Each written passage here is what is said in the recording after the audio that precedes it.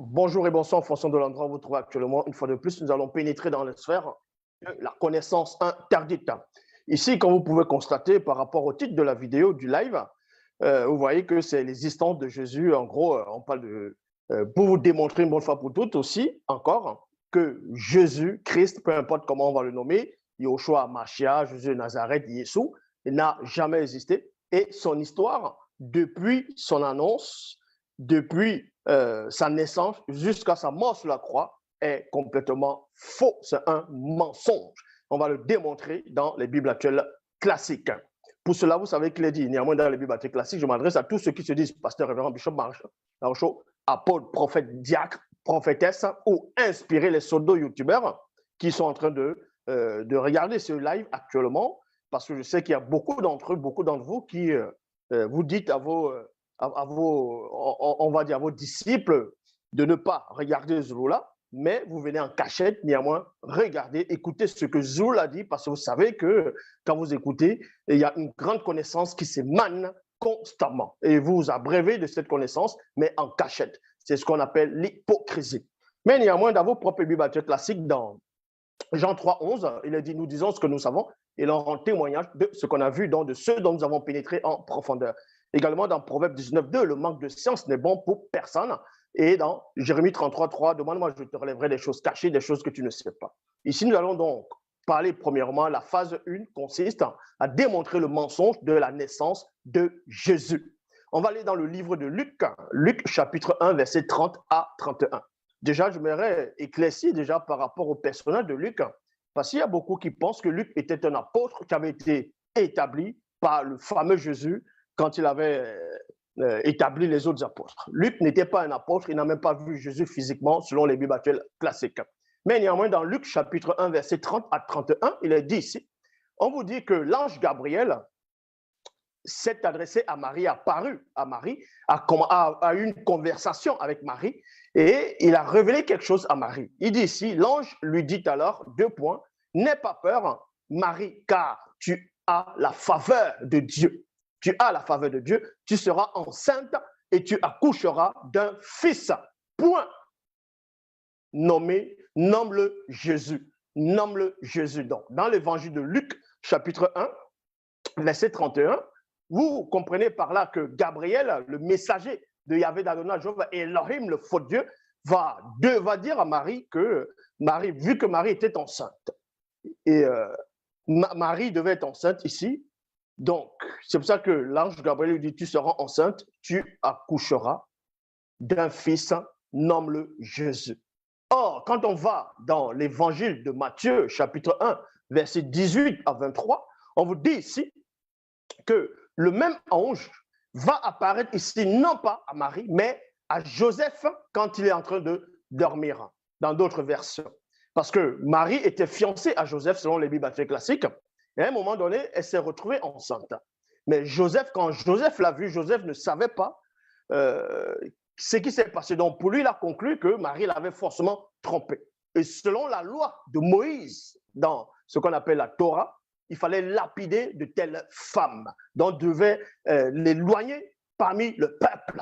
Donc, en cela, dans Matthieu chapitre 1, verset 18 à 23, il est dit, voici dans quelles circonstances Jésus-Christ est né. Point. Marie, sa mère, était fiancée à Joseph, mais avant d'habiter ensemble, virgule, elle se trouva enceinte par l'action de l'Esprit Saint. Il y a point ici. Joseph, son fiancé, était un homme droit et ne voulait pas la dénoncer publiquement. Et il y a point virgule ici. Donc, vous comprenez déjà, Joseph qui n'a pas, selon les Bibles classiques, Joseph n'a pas tenu compte de la loi de Moïse. Donc, ici, il désobéissait même à la loi de Moïse. C'est pour ça qu'il a voulu rompre secrètement. Or, selon la loi de Moïse, quand tu constates ce genre de choses, tu dois la dénoncer. Donc, Joseph ici a délibérément violé la loi de Moïse, premièrement. Il décida de la renvoyer en secret. Il y a point ici. Donc, il a décidé de lui-même. Comme il y pensait, un ange du Seigneur lui apparut dans un rêve et lui dit, Joseph, descendant de David, ne crains pas de prendre chez toi Marie, ta femme, car l'enfant qui a été conçu en elle vient de l'Esprit Saint. Il y a point ici. Là, on vous annonce la fameuse naissance de Jésus. Elle mettra au monde un fils, virgule, et tu l'appelleras Jésus. Et tu l'appelleras Jésus, car il sauvera son peuple de ses péchés. Il y a point. Beaucoup de personnes ici vont dire, vous voyez, dans la Bible actuelle classique, il est dit que le peuple d'Israël, c'est le peuple de Jésus. Donc, ça veut dire que si c'est son peuple, ça dit qu'il est Dieu. Mais dans ce que vous oubliez, dans la Torah, il aussi dit, le même fameux Dieu a demandé à Moïse de descendre, car le peuple de Moïse, qui est aussi le peuple d'Israël, le peuple de Moïse a violé la loi et est en train de commettre l'idolâtrie. Donc, ça veut dire que Moïse aussi est Dieu, Yahvé lui-même aussi. Bon, ça, c'est pour vous montrer que les gens viennent lire les Écritures sans comprendre ce qu'ils sont en train de lire. Elle mettra, comme on vous dit ici, elle mettra au monde un fils et tu l'appelleras Jésus, car il sauvera son peuple de ses péchés. Tout cela arrivera, tout cela arriva, tout cela arriva afin que s'accomplisse ce que le Seigneur avait dit par le prophète. Donc, on vous dit ici que les auteurs des Bibles actuelles classiques, donc ces racistes, vont venir faire croire aux gens que la naissance de Jésus avait été prédite, avait été prophétisée par un prophète, donc par Dieu à travers un prophète. On va donc vérifier si, dans quel livre s'est écrit la naissance de ce fameux enfant qu'on va nommer Jésus. On va voir si cet enfant, dans la prophétie de ce prophète, parlait de Jésus. Parce qu'on appelle ça le christocentrisme. Donc, je répète ici, quand l'ange Gabriel a parlé à Joseph, parce que Joseph était endormi dans le rêve ici, dans d'autres versions, c'est autre chose. L'ange Gabriel va lui dire, bon, n'aie pas peur, en gros, Marie t'a pas trompé, n'a pas commis l'adultère. Bon, l'adultère, c'est quand tu es marié. Bref, elle ne s'est pas prostituée. N'aie pas peur, l'enfant qui va naître de son ventre, d'elle, vient de Dieu, si vous voulez, vient de Dieu. Et tu vas lui donner le nom de Jésus. Et les auteurs des Bibles, ils vont rajouter, ils vont dire que cette scène, cette prédiction, ce qui s'est passé là, est arrivé afin que s'accomplisse ce que le Seigneur, Yahvé Adonai, Jéhovah, Elohim l'Éternel, avait dit par le prophète. 2 points, la Vierge sera enceinte et mettra au monde un fils, virgule, et on l'appellera Emmanuel, ce qui se traduit Dieu est avec nous. Donc vous voyez, voilà ce que maintenant il y a des chrétiens qui vont venir, vont dire oui, Dieu, que Jésus c'est Emmanuel, parce que Isaïe a prophétisé sur Jésus en tant qu'Emmanuel. Donc ils vont faire des spectacles, ils vont chanter au nom d'Emmanuel, d'autres vont même prier au nom d'Emmanuel, ils vont faire des DVD, ainsi de suite, sans savoir que Emmanuel n'a rien à voir avec Jésus. C'est tout simplement ce qu'on appelle le christocentrisme. C'est un gros mensonge, un plagiat. On va le démontrer, on va aller dans le livre d'Ésaïe, Ésaïe chapitre 7, versets 1 à 10. Je vous donne d'abord le résumé, et ensuite vous allez lire, vous allez vérifier de vous-même. Donc, dans Ésaïe chapitre 7, versets 1 à 10, c'est l'histoire d'un roi, le roi de Juda. À une époque, c'était le roi de Juda qui s'appelait Achaz, plutôt Achaz, oui, le roi de Juda. Il a eu peur de 2 rois. Donc, il a eu peur du roi de Syrie et le roi d'Israël. Le roi de Syrie et le roi d'Israël sont venus attaquer Jérusalem. Donc, quand le roi, d'autres vont dire Achaz, quand ce roi a entendu cela, a eu peur, lui et tout son royaume, lui et son peuple. Ils ont eu peur parce qu'on devait les envahir, on devait, en gros, on devait les rendre comme des esclaves. Donc, il a eu peur ici. Sans cela, vous allez, comme j'ai dit, vous allez vérifier dans Ésaïe chapitre 7, verset 1 à 10. Maintenant, on va aller dans Ésaïe chapitre 7, au verset 11 à 13. Quand ce roi de Juda a eu peur, il a commencé à trembler, comme son cœur tremblait comme une feuille, comme les feuilles des arbres. Vous voyez, lui et tout son peuple. Et c'est là où Yahvé Adonai, Jéhovah Elohim, a envoyé le prophète Ésaïe voir ce roi-là, dont Ésaïe n'était pas seul. Parce que Dieu lui dit d'aller voir ce roi avec son fils, c'est-à-dire le fils d'Ésaïe. Ésaïe va maintenant voir ce roi, Et Ésaïe va prophétiser de la part de l'Éternel, de la part de Yahvé, de la part de Jéhovah, de la part d'Élohim. Il lui dit ici, dans Ésaïe 7, 11 à 13, « Demande au Seigneur, ton Dieu, un signe de son appui, parce qu'il avait besoin de l'appui de Dieu. Il avait besoin que Dieu l'aide dans ce qui doit arriver, dans ce qui est en train de se passer. C'est pour ça que Ésaïe ici, il va appuyer, il va dire que demande alors un signe à Dieu. Demande quelque chose à Dieu afin que tu puisses être rassuré.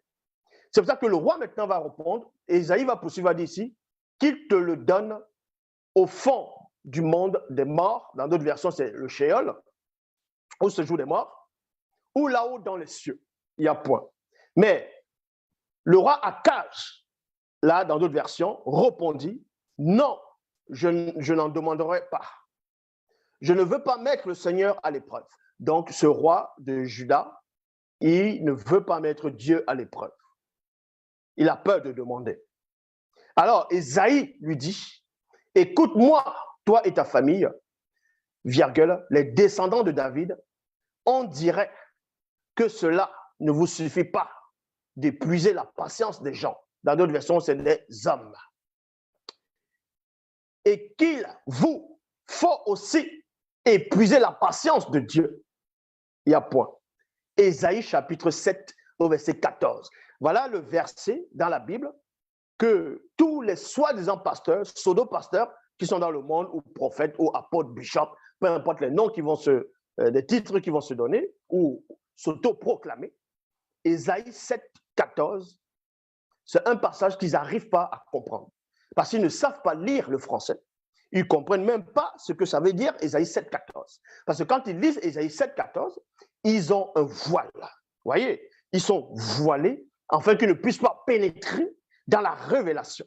Donc, on va donc vous révéler ici que Ésaïe 7, 14, donc dans la prophétie de l'enfant qui va naître, n'a rien à voir avec le petit Jésus dans le livre de Matthieu, où les auteurs des Bibles actuelles classiques ont voulu faire comprendre aux gens que cela arrive, c'est-à-dire l'annonce de Gabriel, que cela arrive afin que la parole annoncée par Dieu, par le prophète, puisse s'accomplir.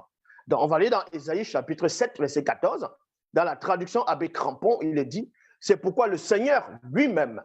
Donc, pourquoi Ésaïe a dit cela? Ésaïe n'était pas seul quand il était en train de prophétiser. Donc, premièrement, il était accompagné de son fils, il allait voir le roi de Juda. Et quand il demande au roi de Juda de demander quelque chose, l'appui de Dieu, un signe à Dieu, le roi ne veut pas. Donc, Ésaïe maintenant va prendre sur lui, il va dire donc, voici maintenant ce qui va t'arriver. C'est-à-dire, voici ce qui va arriver. Moi, c'est-à-dire, Dieu va lui donner un signe. Vu que tu ne veux pas de signe, vu que tu ne veux pas me demander un signe, moi, je vais te donner un signe par rapport à ton affaire, par rapport à ton ressentiment, par rapport à ce que par rapport à ce que tu ressens actuellement. Non pas dans un futur que le signe que Dieu va donner ne s'adresse pas à une génération future, c'est-à-dire on va dire des centaines d'années devant, dans le futur. Non, ça s'adresse uniquement au moment où le roi a ressenti la peur, l'angoisse d'être envahi par ces deux rois. C'était au temps du prophète Ésaïe. C'est pourquoi le Seigneur lui-même vous donnera un signe, 2 points. Donnera un signe à qui? Va pas donner le signe au temps de ce qu'on va appeler le Nouveau Testament, d'un enfant qui va venir sauver l'humanité. Non. Va donner le signe à qui? Au roi qui est là, qui est en face Ésaïe. C'est pour ça qu'il dit ici, c'est pourquoi le Seigneur lui-même vous donnera un signe. Voici que la Vierge a conçu. Ça, c'est dans la traduction Abbé Crampon. Écoutez attentivement. C'est pour ça que la Vierge a conçu, a conçu, a conçu. Dans d'autres versions, c'est la Vierge deviendra enceinte, elle enfantera un fils. Bon, ici dans la version, traduction Abbé Crampon, vous comprenez par là qu'il est dit, voici que la Vierge a conçu, virgule, et elle enfante un fils. Et on lui donne le nom d'Emmanuel. Bible du rabbinat français Zadoken, quand il est dit ici, ah, certes, le Seigneur vous donne lui-même un signe. Voici, virgule, la jeune femme est devenue enceinte. Voici, la jeune femme est devenue, c'est quoi? Est devenue, ce n'est pas dans le futur. Les versions que je suis en train de donner ici, là, vous allez comprendre. Elle va mettre au monde un fils qu'elle appellera Emmanuel. Bible annotée de Chafnel. Il est dit de Chafnel, c'est pourquoi le Seigneur lui-même vous donnera un signe, 2 points. Voici la Vierge a conçu, virgule, et elle enfante un fils et on lui donne le nom d'Emmanuel. Pour ceux qui ne comprennent pas ce qui veut dire conçu, vous tapez définition du mot conçu. Selon même si vous pouvez aller dans le dictionnaire chrétien, vous allez vérifier. Vous tapez la femme a conçu. On va vous donner la définition de ce qui veut dire une femme a conçu. Conçu ne veut pas dire qu'elle a couché, là, dans cette définition. Mais conçu, c'est quoi? C'est former un enfant en soi par fécondation d'un ovule par un spermatozoïde. Est-ce que vous comprenez? Par un spermatozoïde. Vous comprenez ici que dans Ésaïe 7,14, avec les versions que je donne, parce que les autres viennent mal traduire, pour manifester le christocentrisme, dans Ésaïe 7,14 vous apprend que cet enfant qui va naître, il ne va pas naître miraculeusement. Dans Ésaïe 7,14. Il ne va pas naître miraculeusement. C'est pour ça qu'on dit, voici la jeune femme est enceinte. Dans d'autres versions, voici la jeune vierge. Parce qu'ils disent que, oui, si la vierge, elle est née, ça veut dire qu'elle n'a pas conçu avec quelqu'un. Donc forcément, l'enfant va naître miraculeusement. Mais vous restez bloqué dans une seule version qui vont plus centrer la théorie du christocentrisme. Alors, les meilleures versions qui étaient mieux traduites par rapport à ces versets uniquement disent ici, voici la jeune fille a conçu et elle enfante un fils. Et elle enfante un fils. Traduction Abbé Crampon, certes il est dit, voici que la Vierge a conçu. On va vous expliquer aussi pourquoi on dit la Vierge. Quand vous allez dans Genèse, chapitre 4, verset 1, on va aller dans la Bible des peuples, on parle de l'homme, c'est-à-dire Adam, va s'unir avec Ève. Mais avant que Ève ne puisse s'unir avec Adam, Ève était vierge. Ève était vierge. Est-ce que vous comprenez? Ça veut dire que quand Adam va s'unir avec Ève, on vous dit ici, dans la Bible des peuples, Genèse chapitre 4, verset 1, l'homme s'unit à Ève, virgule, sa femme, virgule, est conçue, exactement comme la fille, la vierge dans Isaïe 7, 14. Elle conçut et enfanta Caïn. Bible pastorale de Marie-Tsous, Adam connut Ève, sa femme, point, elle conçut en donnant jour à Caïn. Bible de Jérusalem, l'homme connut sa femme, virgule, connut Ève, virgule, sa femme. Elle connut, c'est-à-dire elle conçut et enfanta Caïn. Quand Adam va vers Ève, Ève, elle est vierge. Et quand les animaux vont voir que l'enfant est sorti déjà, ils vont dire, ben, si vous étiez là, vous allez dire, mais voici Ève qui est vierge, voilà la vierge qui a accouché un enfant. Si vous n'avez pas vu Adam, vous direz, voilà la vierge qui a accouché un enfant. Il n'y a rien de miraculeux ici, là, par rapport à Ésaïe 7, 14. On va vous montrer pourquoi, avec les versets à l'appui. Mais néanmoins, dans la tradition avec Crampon, Adam connut sa femme, elle conçut et enfanta Caïn.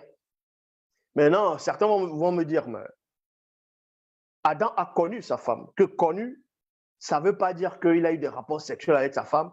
Il y a un tétard qui avait écrit comme ça une fois en disant, ouais, mais c'est écrit nulle part dans les Bibles que Adam a eu des relations sexuelles avec Ève. Ah! Genèse chapitre 4, verset 1, dans la traduction du Monde Nouveau, il est dit ici, Adam eut des relations sexuelles avec Ève, virgule, sa femme, virgule, et elle fut enceinte à la naissance de Caïn. Ésaïe 7,14 vous dit, admettons même que l'explication que je viens de donner, que ça ne tient pas. Admettons un seul instant, on vous donne un peu ça cadeau. Et on va un peu aller dans votre propre logique, ou la logique qui veut que Ésaïe a prophétisé sur un enfant qui va naître miraculeusement. Admettons un seul instant. Admettons que ce soit vrai. Ça ne prouve en rien que cet enfant qui va naître, c'était Jésus. Pourquoi? On va dans Ésaïe 7,15. Il est dit, il mangera. Il, c'est qui? C'est l'enfant qui va naître de cette jeune fille. Dans d'autres versions, la jeune vierge. Il mangera du beurre et du miel. Il y a virgule ici. Qui va manger du beurre et du miel? Cet enfant. En quelle époque? À l'époque du roi qui avait peur qu'on puisse l'envahir. Et non à l'époque d'une certaine femme qui s'appelle Marie, mère de Jésus. Vous allez comprendre. Ésaïe chapitre 7 au verset 15. Il mangera du beurre et du miel, virgule, jusqu'à ce qu'il sache repousser ce qui est mauvais et choisir ce qui est bon. Ésaïe chapitre 7 au verset 16. Avant même que le petit garçon c'est qui? C'est celui dont Ésaïe a prophétisé dans Ésaïe 7, 14.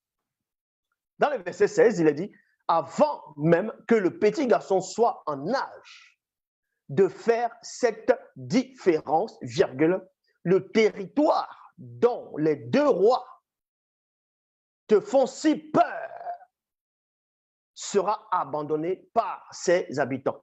Ça veut dire quoi ici? En bon français, ça veut dire quoi? Vous n'avez pas besoin d'avoir le Saint-Esprit pour comprendre Ésaïe 7, 16. Parce que les gens, pourquoi je dis cela? Parce que les gens qui vont dire non, il faut avoir la révélation, il faut avoir l'Esprit pour comprendre la soi-disant parole de Dieu. Ésaïe chapitre 7 au verset 16 est clair. Dit ceci. Je vais traduire cela en bon français. En français simple. Avant même que le petit garçon soit en âge de faire cette différence, dans la différence de quoi? Quelle différence? De repousser le mal et de choisir le bien. C'est-à-dire que l'enfant est encore, c'est un nourrisson, c'est même pas un adulte, il n'a pas encore l'âge de la raison. Ici, là, dans Ésaïe 7, 16, c'est ce qu'on a dit, que cet enfant que Ésaïe a prophétisé va naître, mais avant que cet enfant ne sache ait l'âge de la raison pour pouvoir user pleinement de son libre arbitre, donc de repousser le mal, de choisir le bien, avant même qu'il arrive à cette conscience, d'être conscient que voici le mal, voici le bien, on vous dit qu'il y a quelque chose qui va se produire. Et la chose qui va se produire, l'enfant est encore un nourrisson. L'enfant sera encore un nourrisson. Écoutez attentivement. À quelle époque ça va se réaliser? Le territoire dont les deux rois te font si peur. Donc l'enfant va naître au moment où les deux rois la font peur au roi de Juda. Voilà ce que Ésaïe 7, 16 dit ici. Le territoire dont les deux rois te font si peur sera abandonné par ses habitants. Point. Bible des peuples. Car avant que l'enfant ne sache rejeter le mal et choisir le bien, le pays dont tu redoutes les deux rois sera dévasté. Bible parole de vie. Maintenant, virgule, tu as peur des rois de Syrie et d'Israël. Point. Pourtant, virgule, avant que cet enfant soit capable de rejeter le mal et de choisir le bien, virgule, les habitants de ces deux royaumes auront abandonné le pays. Voilà. Vous n'avez pas besoin d'avoir Bac plus 5 pour comprendre Ésaïe chapitre 7 au verset 16. Ça ne parle pas de Jésus ici. Ça parle d'un petit enfant qui va naître et cet enfant sera un signe pour le roi de Juda qui a peur d'être envahi par le roi de Syrie et le roi d'Israël. Mais, sauf que dans le signe qu'on va lui donner, on va lui donner une précision avant que l'enfant ne sache rejeter le mal et choisir le bien, tes problèmes à toi, le roi de Juda, ton problème va se régler. Ton problème sera réglé. Dans Ésaïe 7, 14, ne parle pas de Jésus. Vous voyez? C'est ce qu'on appelle le christocentrisme. C'est ce qu'on appelle le christocentrisme. Donc vous êtes tous dans le faux. Le fait qu'on va introduire cela dans le livre de Matthieu pour faire croire qu'on parlait de Jésus, mais vous acceptez des torchons, ces genres de mensonges. Maintenant, on va aller dans le deuxième gros mensonge, le mensonge de Jésus dans l'histoire. Le mensonge de Jésus dans l'histoire. Dans Matthieu chapitre 2, verset 1. Dans Matthieu 2, 1, par rapport à la prophétie que Isaïe avait prophétisée, on voit ça dans le livre des rois. Parce que Isaïe, on parle d'Isaïe dans le livre des rois, au temps de le roi Ézéchias. Et aussi Rephtin, Ramaliel, et ainsi de suite. On parle de cette histoire-là. Donc, Isaïe, c'était un contemporain du roi Ézéchias et de tout ce qu'il est en train de dire.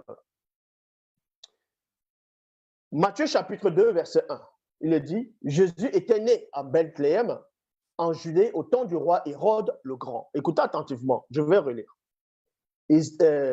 Matthieu chapitre 2, verset 1, il est dit, Jésus était né en Bethléem, en Judée, virgule, au temps du roi Hérode le Grand. Il y a point. Or, voici que des mages venus d'Orient arrivèrent à Jérusalem. Bible parole de vie, Jésus naît à Bethléem, en Judée, au moment où Hérode le Grand est roi. Alors, des anges viennent, c'est-à-dire des sages viennent à l'est et arrivent à Jérusalem. On va aller donc dans la biographie de ce fameux Hérode, Hérode le Grand. On va aller dans sa biographie. Vous pouvez vérifier, hein, c'est gratuit. Vous tapez Hérode le Grand, on va vous donner sa biographie. Hérode le Grand, fils d'Antipater, est né à Ascalon en 73 avant JC, c'est-à-dire avant Jésus-Christ. Est mort à Jéricho en 4 avant Jésus-Christ, avant JC. Comment se fait-il que dans les historiens ont démontré, ont prouvé que le roi Hérode, c'est-à-dire Hérode le Grand, parce que dans les Bibles classiques, il y a beaucoup d'Hérodes. Mais j'ai déjà démontré ces plusieurs Hérodes-là, d'où ces Hérodes-là venaient. Mais néanmoins, ce qui nous intéresse, c'est Hérode le Grand. Puisque dans Matthieu, chapitre 2, verset 1, fait croire que le fameux Jésus est né à la période où Hérode le Grand était roi. Tandis que dans l'histoire, la biographie d'Hérode le Grand vous apprend qu'il est né avant la naissance de Jésus, il est mort avant la naissance de Jésus. Voilà une grosse contradiction, un gros mensonge sur la naissance de Jésus dans l'histoire. Parce qu'aucun livre d'histoire ne parle de la naissance de Jésus, ne parle de Jésus. À part dans des torchons qu'on appelle la Bible, les Bibles actuelles classiques. Voilà, pour certains chrétiens, la Bible, c'est l'histoire, hein, c'est un livre d'histoire, c'est l'histoire, mais inventée, quoi. C'est la parole de Dieu. Hérode est né, est mort. Hérode le Grand est né, est mort avant la naissance de Jésus. Donc, c'est de quel Jésus on fait allusion dans Matthieu chapitre 2, verset 1. Vous voyez? Ça, c'est du n'importe quoi. Maintenant, on va aller dans la christocentrisme, c'est-à-dire le christocentrisme pur. C'est un verset que je l'ai donné plusieurs fois. Matthieu chapitre 2, verset 14 à 15. Il est dit, Joseph se leva donc et partit de nuit, amena l'enfant et sa mère pour se réfugier en Égypte. Il resta là-bas jusqu'à la mort d'Hérode le Grand. Alors que dans la biographie, dans l'histoire, les historiens ont démontré que Hérode est mort, Hérode le Grand est mort. On ne parle pas du fils d'Hérode. On ne parle pas du petit-fils d'Hérode aussi. Mais Hérode le Grand est mort. Jésus n'était pas encore né. Or, Matthieu chapitre 2, verset 15 dit, il resta là-bas jusqu'à la mort d'Hérode le Grand. Ainsi se réalise ce que le prophète a dit de la part du Seigneur, j'ai appelé mon fils à sortir d'Égypte. Donc, vous voyez, ils vont prendre un personnage dans l'histoire, ils vont l'introduire dans les canons, dans les torchons, et ils vont essayer de mettre Jésus pour dire, vous voyez, il a quand même existé. Parce que c'était des gens qui avaient le cerveau du Moyen-Âge. Et ils pensaient que les gens n'allaient pas être plus intelligents que les gens n'allaient pas voir cette supercherie, ce mensonge déguisé. Donc, on vous apprend dans le livre de Matthieu, chapitre 2, verset 15, c'est le même Matthieu qui dit que Ésaïe a prophétisé sur la naissance de Jésus en disant « c'est lui Emmanuel ». Alors que vous avez vu que Emmanuel n'a rien à voir avec Jésus. Emmanuel est né à l'époque d'Ésaïe. Je le répète. Emmanuel est né à l'époque du prophète Ésaïe. Il est né physiquement à l'époque du prophète Ésaïe. Ça, je l'ai démontré plusieurs fois. Je n'ai même pas besoin de prendre Bible, la Bible authentique. Kaltambale. Donc, Matthieu, l'auteur de Matthieu, on sait qu'ils sont nombreux qui sont derrière, hein, va raconter des hérésies, va pousser le bouchon plus loin en faisant croire que Joseph a pris Marie et le petit enfant Jésus. Ils sont allés se réfugier en Égypte jusqu'à ce que le roi Hérode le Grand meure, afin que s'accomplisse. Donc, ça veut dire que même les propres dieux, Yahvé, Adonai, Jéhovah, Elohim, s'est trompé parce que Dieu de la Bible, donc en gros, Yahvé, ce n'est pas un historien. Les historiens sont plus éclairés que lui. Parce que puisqu'on te dit ici, afin que ça accomplisse, parce que dans cet accomplissement, on avait compté Hérode dedans. Il fallait que Hérode meure d'abord, Hérode le Grand meure, afin que la parole de Dieu, de Yahvé, Adonai, Jéhovah, Elohim, annoncée par un prophète, puisse s'accomplir. Donc, Yahvé lui-même est dans le complot du plagiat, du christocentrisme. Donc, vous voyez ce qui se passe derrière. Pauvres de vous ces croyants-là. On va aller donc où la prophétie a eu lieu, dans Osée, chapitre 11, verset 1. On va aller dans la Bible en français courant. Quand Israël était jeune, virgule, je me suis mis à l'aimer, dit le Seigneur, virgule, et je l'ai appelé, virgule, lui, mon fils, virgule, a sorti d'Égypte. C'est la même chose dont on fait allusion dans Matthieu chapitre 2, verset 15, mais sauf que dans Osée 11, 1, ne fait nullement allusion à Jésus, mais à Israël qui a subi l'esclavage en Égypte. Mais aussi, l'histoire des Hébreux, des Israélites en Égypte n'a même pas eu lieu. Ça, c'est un gros mensonge. Ça, je l'ai démontré. Cette vidéo est toujours là. Mais bon, c'est pour vous montrer que les auteurs des Bibles actuelles classiques, en fonction des époques, ils vont prendre une histoire qui est déjà trafiquée, une fausse histoire. Ils vont se baser sur ce qui est faux et rajouter du faux, écrire encore du faux. Et les gens vont maintenant dire, Dieu les a parlé, Dieu les aurait donné des révélations à partir du faux, à partir de ce qui est faux. Dans les Bibles actuelles classiques, dès Jésus, ils sont les fonds des débats, la divinité de Jésus. Jésus, c'est Yahvé. Jésus, c'est Elohim. Mais on s'en tape de ça. Il n'existe pas. Point barre. Donc, Bible en français courant, Bible parole de vie, le Seigneur dit, quand Israël était jeune, virgule, je l'ai aimé et je l'ai appelé, virgule, lui, virgule, mon fils, il y a virgule, a sorti d'Égypte. Osée chapitre 11, verset 2, Bible, parole de vie. Mais ensuite, mais quand on dit mais ensuite, ça veut dire qu'on fait toujours référence au verset 1. Maintenant, là, sur le verset 2, pour expliquer, après, c'est-à-dire le verset 1 poursuit dans le verset 2. Mais ensuite, plus je l'appelais, plus il sait, plus il s'éloigne de moi. Plus s'éloignant de moi. Mon peuple offre des sacrifices au Baal. Il brûle de l'encens aux faux prophètes, c'est-à-dire aux faux dieux. Comme j'ai déjà dit, montrez-moi un passage où, dans Matthieu, où Jésus allait adorer les Baals, les faux dieux. Donc, vous voyez que ça, c'est du christocentrisme. Vous êtes tellement, je ne sais pas, ignorant à un point où ça fait vomir. Maintenant, on va démontrer ici un autre mensonge qui tourne autour de la vie de Jésus. Quand on va dans le livre de Marc, chapitre 11, verset 7, il est dit, c'est l'époque où, à un moment, Jésus il va entrer à Jérusalem, ou selon les bibliothécaires classiques, on veut l'acclamer. Dans Marc, chapitre 11, verset 7, il est dit ici, ils amenèrent le petit âne, et non les, mais c'est-à-dire c'est le singulier et non le pluriel. Le singulier, c'est un, le pluriel, c'est plusieurs.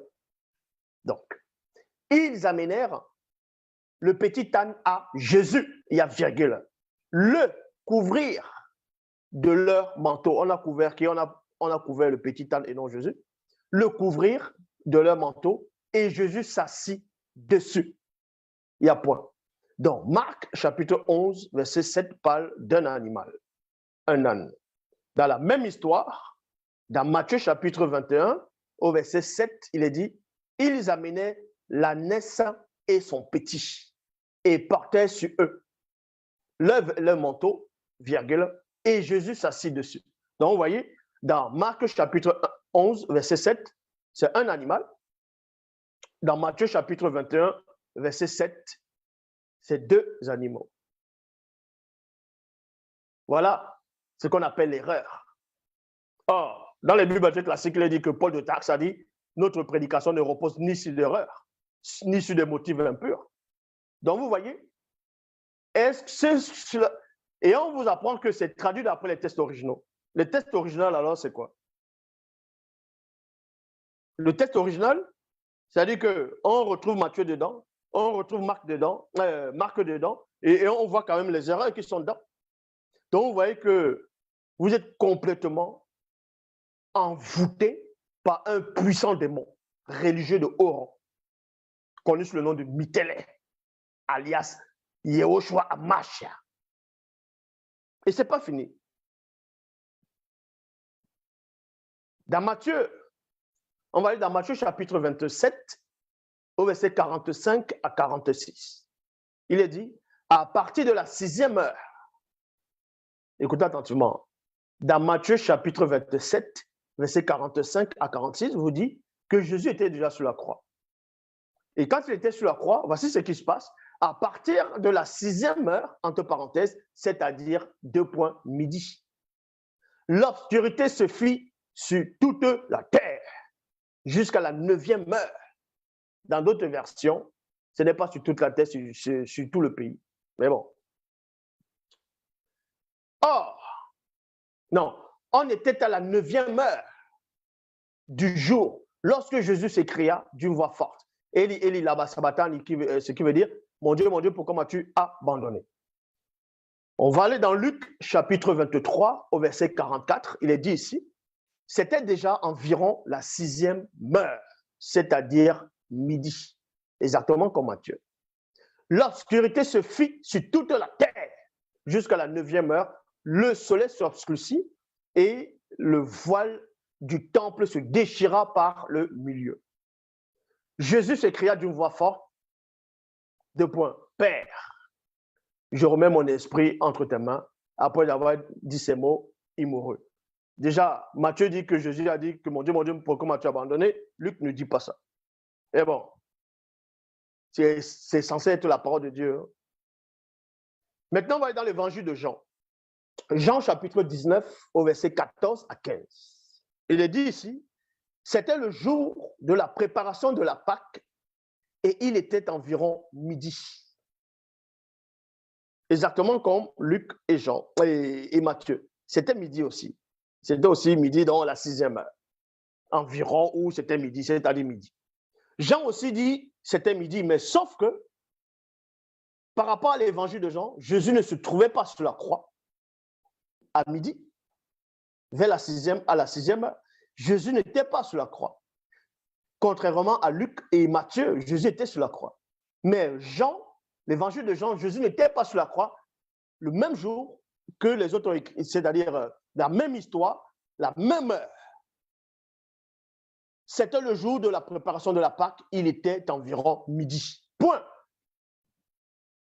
L'évangile de Jean va localiser où Jésus se trouvait. Pilate dit aux Juifs, voici votre roi. Donc, environ à midi, là, Jésus, selon l'évangile de Jean, était encore chez Pilate. Quand il dit chez Pilate au tribunal. Tandis que Luc et Matthieu, Jésus, lui, il se trouvait déjà sur la croix. Il était là en train de mourir. Il rendait déjà l'âme, il rendait déjà son esprit. Donc, voici votre roi.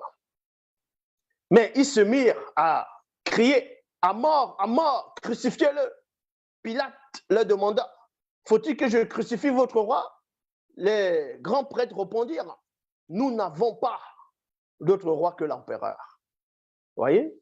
Voilà encore un gros mensonge, une grosse contradiction de vos balivernes là. Maintenant, on va aller sur la croix de Jésus maintenant. Vous allez voir une autre contradiction, un gros mensonge, dans Matthieu chapitre 27, au verset 31 à 33. Quand il se fut bien moqué de lui, virgule, ils lui enlevaient le manteau, lui remirent ses vêtements et l'amenèrent pour le crucifier. Donc là, en ce moment, Jésus n'était pas encore sur la croix. C'était sur le chemin de la croix. On vous apprend que les soldats l'ont flagellé, l'ont fouetté, ainsi de suite. Ils ont même mis un manteau. Après, ils ont enlevé son manteau, ils l'ont remis ses vêtements. Donc, on a mené Jésus pour le crucifier. Quand les soldats sortent de la ville, ils rencontrent un homme de Cyrène, virgule, appelé Simon. Point. Il l'oblige à porter la croix de Jésus. Donc, on vous dit ici, dans Matthieu chapitre 27, verset 32, ils ont obligé un homme à porter la croix de Jésus jusqu'à ce qu'on appelle Golgotha, dans le lieu de crâne. Dans le verset 33, il est dit, ils arrivaient dans l'endroit appelé Golgotha, virgule, ce qui veut dire le lieu du crâne. Donc, Matthieu chapitre 27, verset 31 à 33, vous apprend que, en gros, Jésus n'a pas porté sa croix. C'est une autre personne qui a porté sa croix jusqu'à arriver au lieu du crâne. Maintenant, on va dans Jean chapitre 19 au verset 17. La même histoire.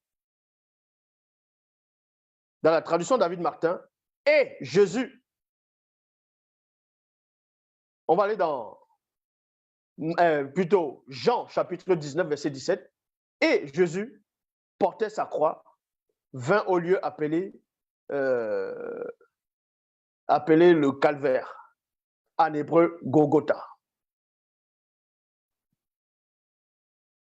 Donc, Bible annotée de Chaffnet, il est dit ici, et portant lui-même sa croix.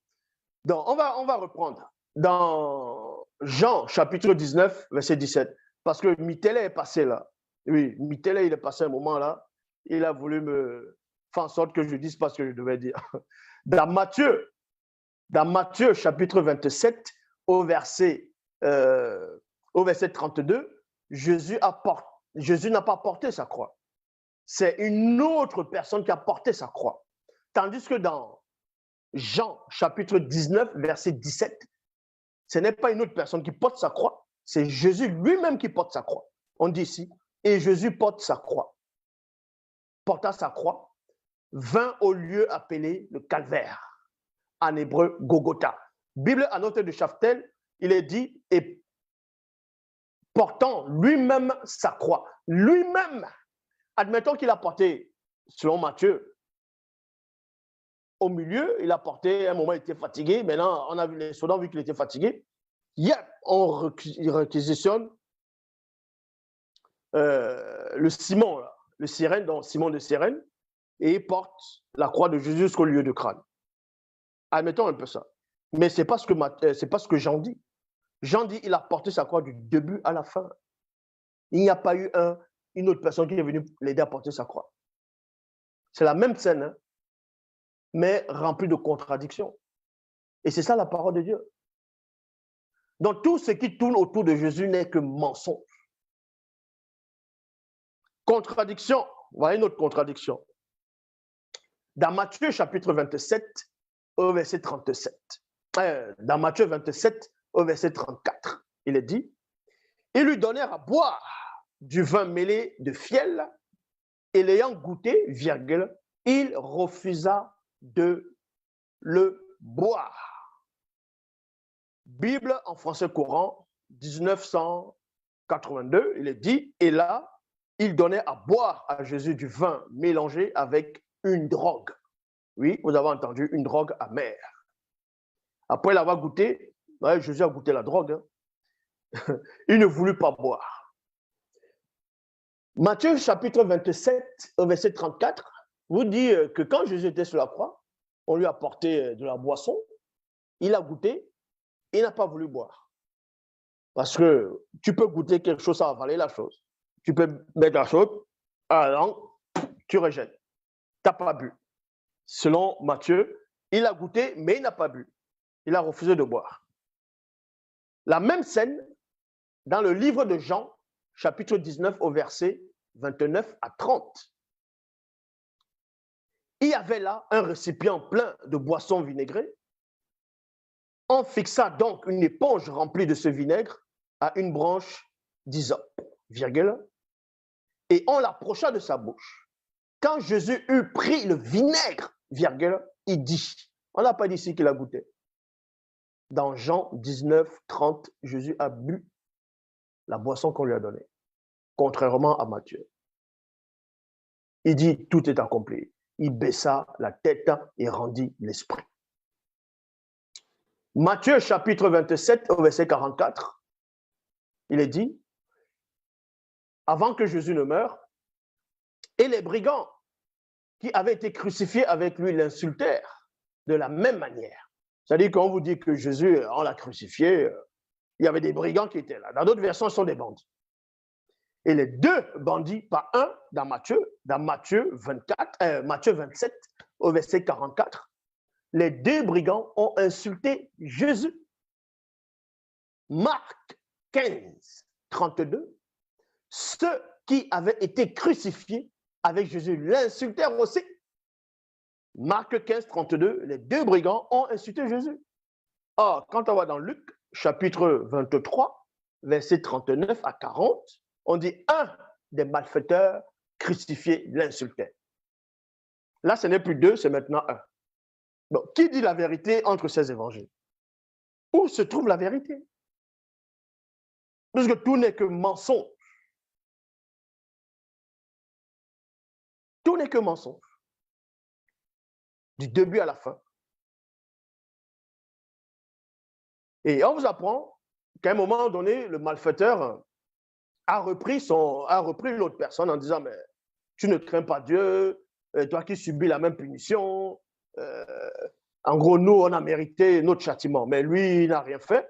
Et ensuite, il va s'adresser à Jésus maintenant dans Luc 23, 42.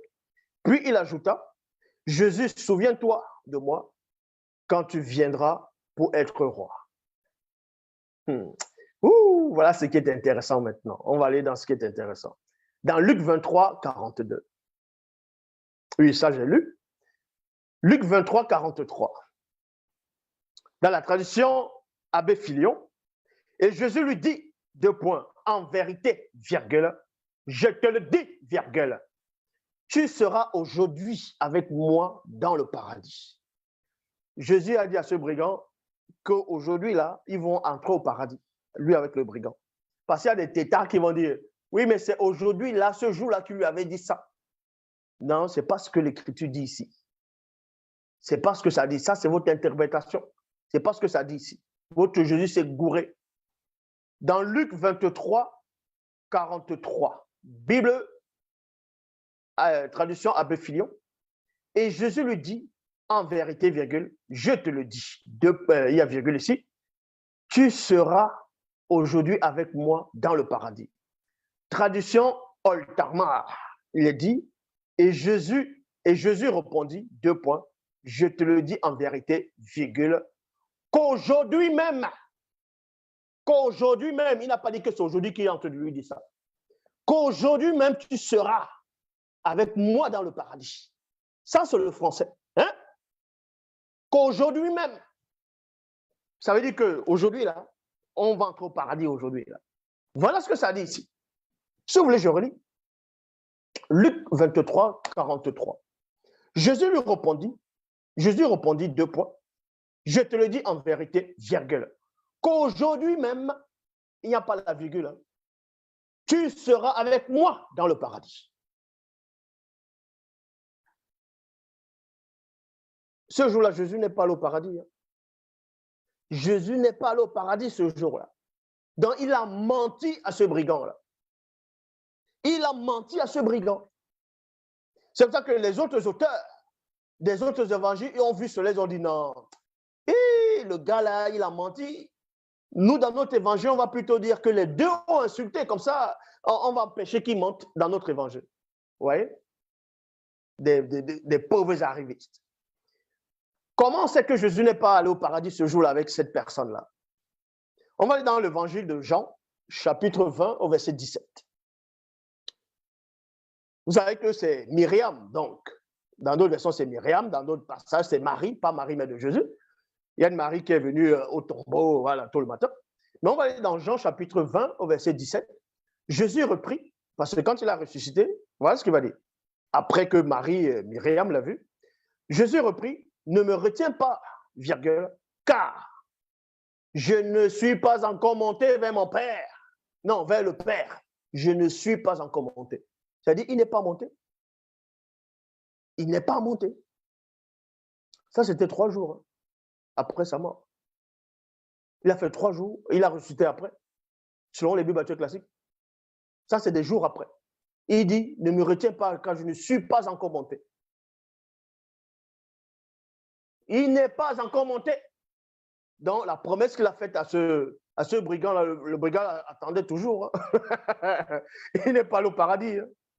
Ah oui.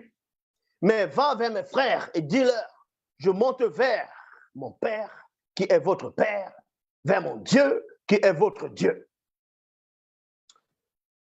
Ouh. Matthieu chapitre 16, au verset 21.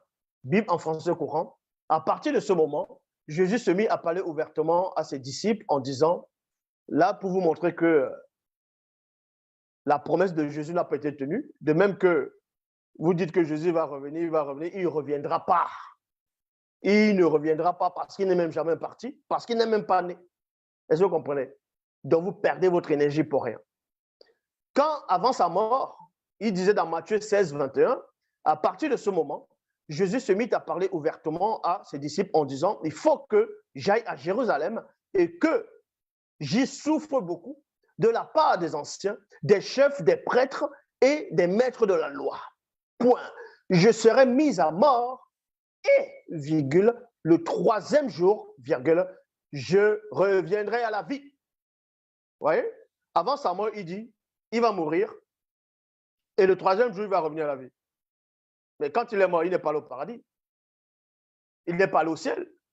Il n'est pas allé dans le royaume, dans le fameux royaume qui n'existe pas, où on fume les mangas, la drogue, tout ça, là, des chrétiens. Vous voyez?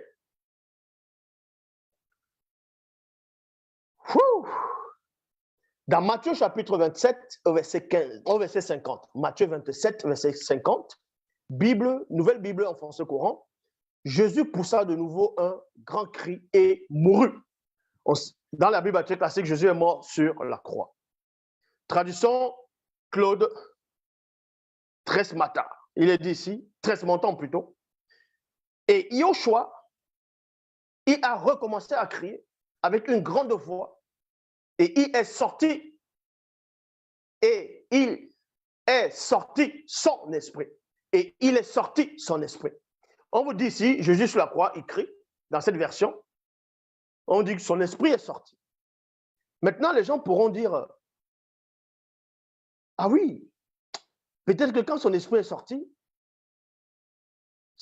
sorti avec l'esprit du brigand. Et c'est l'esprit qui est allé au paradis. L'esprit du brigand est parti au paradis parce que la chair ne va pas aller au paradis. Admettons qu'il y a des gens qui vont me donner cette réflexion-là. Je vais toujours vous corriger. Pourquoi? Dans Jean chapitre 19, au verset 31 à 33, il est dit ici, c'était à la veille de la Pâque. C'était à la veille de la Pâque. Écoutez attentivement. Jésus meurt sur la croix, selon les Bibles classiques. Son esprit part à Dieu. Non, son esprit sort, son esprit part. Et son esprit est parti tout seul. Hein. C'est pas l'esprit du brigand est encore là. On va vous expliquer pourquoi l'esprit du brigand était là, pourquoi l'âme du brigand était encore sur place. On va vous révéler cela. Dans Jean chapitre 19, au verset 31 à 33. C'était la veille de la Pâque. Et il ne fallait pas que les corps restaient sur les croix, durant le sabbat, autant plus que le sabbat, là, était particulièrement important. Il y a point. Les autorités juives demandaient donc à Pilate de faire briser les jambes des crucifiés et de faire enlever leur corps. Les soldats vinrent briser les jambes du premier condamné, mis en croix en même temps que Jésus, puis le second. C'est-à-dire que les soldats sont venus et ils ont brisé les jambes des prisonniers, des gens qu'on avait pendus, qu'on avait crucifiés sur la croix, sur les Bibles classiques. Bam! Parce que ces brigands étaient encore vivants. Est-ce que vous comprenez? Parce qu'on ne va pas rompre les jambes de quelqu'un qui est mort. Ça ne sert à rien. On va vous démontrer ici. Donc, les soldats vinrent briser les jambes du premier condamné, mis en croix en même temps que Jésus, puis du second. Mais quand ils arrivent à Jésus, ils virent qu'il était déjà mort. Point virgule. Vu que Jésus était déjà mort, son esprit était parti, donc ils n'ont pu briser ses jambes. Ça ne servait à rien de briser les jambes de quelqu'un qui est mort. Or, les deux autres brigands, ils étaient encore vivants. On a brisé les jambes. Ça prouve que l'esprit de cette personne n'était pas morte. Le brigand qui était du parti de Jésus, Jésus l'a laissé. Donc Jésus a tapé poteau, comme disent les Ivoiriens. L'esprit de ce brigand était encore là. L'esprit du brigand n'est pas monté au même moment que l'esprit de Jésus. Jésus est parti sur les Bibles classiques. Pourquoi? Parce que dans Jacques, chapitre 2, verset 26, il est dit, comme le corps sans esprit est mort, donc le corps qui est vivant a toujours l'esprit. Le corps sans esprit est mort. C'est pour ça que Jésus a donné sur les Bibles classiques, a donné son esprit, mais son corps est mort. C'est logique. Mais le brigand n'était pas mort, donc son esprit était encore là. Matthieu, chapitre 27, au verset 50. Jésus poussa de nouveau un grand cri et mourut. En ce moment, le rideau suspendu dans le sanctuaire se déchira depuis le haut jusqu'en bas. La terre trembla, les rochers se fondirent. Voilà comment les faux pasteurs ils vont prêcher ça dans les églises. Voyez, ça s'est brisé. Les corps des saints ont ressuscité. Voilà ce qu'ils vont retenir. Mais ils ne vont pas retenir la contradiction qui est dedans. Dans Matthieu chapitre 27, au verset 50, on vous dit que Jésus a poussé un grand cri quand il était encore sur la croix, au moment où il devait mourir. Il a crié et ensuite il est mort. Dans le verset 51, il est dit, en ce moment, virgule, c'est après la mort de Jésus, tout de suite après la mort de Jésus, on vous dit ce qui se passe. En ce moment, le rideau suspendu dans le sanctuaire se déchira. Depuis le haut jusqu'en bas, la terre trembla et c'est-à-dire les rochers se fondirent. Tandis que quand on va dans l'évangile de Luc, toujours la même scène, dans Luc chapitre 23, au verset 44, il est dit ici, c'était déjà environ la 6e heure, c'est-à-dire midi, l'obscurité se fit sur toute la terre jusqu'à la 9e heure. Le soleil s'obscurcit et le voile du temple se déchira par le milieu. Point. Verset 46, Jésus s'écria d'une voix forte, Père, je remets mon esprit entre tes mains. Après avoir dit cela, il mourut. Donc, vous voyez, dans Matthieu chapitre 27, au verset 50 à 51, Jésus meurt d'abord et le rideau du temple se déchire. Tandis que dans Luc 23, 44 à 46, donc, Jésus, le rideau du temple se déchire d'abord et Jésus meurt après. Donc, vous voyez la contradiction. Et c'est ça qu'on va dire que c'est la sainte parole de Dieu, remplie que de contradictions, de mensonges, des hérésies. Ce sont des torchons. Vous pouvez raconter ce que vous voulez. Ce sont des gens du Moyen-Âge qui sont venus écrire. Ils ont pris des histoires par-ci, par-là, ils ont copié, ils ont commencé à mélanger, rajouter, fait de n'importe quoi. Tout ça parce qu'ils voulaient modifier ça. Bible, la seule version authentique. Pas d'erreur, pas de contradiction, pas de mensonge. Est-ce que vous comprenez? On vous révèle la véritable histoire de l'humanité. Quelques noms des anges qui se sont accouplés avec les femmes noires sur la terre. Comment les démons sont arrivés. On vous révèle ce qui s'est réellement produit lors de la création, tout en détail. Ce qui se passe quand l'homme est en train de mourir. Quand quelqu'un meurt, on vous raconte en détail ce qui se passe jusqu'à passer de l'autre côté. Qu'est-ce qu'il y a de l'autre côté? Il n'y a que Bible pour vous expliquer ces choses-là. Les autres livres, ce sont des poubelles. Est-ce que vous comprenez? Les autres Bibles actuelles classiques, ce sont des torchons. Voici la seule version authentique. Kalatambalé. On vous révèle même le secret des pyramides. Pourquoi les pyramides ont existé? Pourquoi les pyramides représentent quoi? Il n'y a que Bible pour vous expliquer ces choses-là. Maintenant, la face cachée de Bible, le côté invisible, par-delà les cieux, et arrive. La face cachée de Bible. C'est un livre. C'est le livre que vous n'avez jamais pu imaginer ou concevoir ou même lire. Est-ce que vous comprenez? L'Oba, c'est encore glorifié. Voilà votre fameux Jésus. Depuis le début de sa naissance jusqu'à son passage sur la terre, jusqu'à sa mort, c'est que du mensonge. Et tous les autres livres, soit des anciens qui acceptent l'existence de Jésus, que ce soit en simple prophète ou peu importe, la tribu qu'on va lui donner, c'est aussi des faux livres, point barre.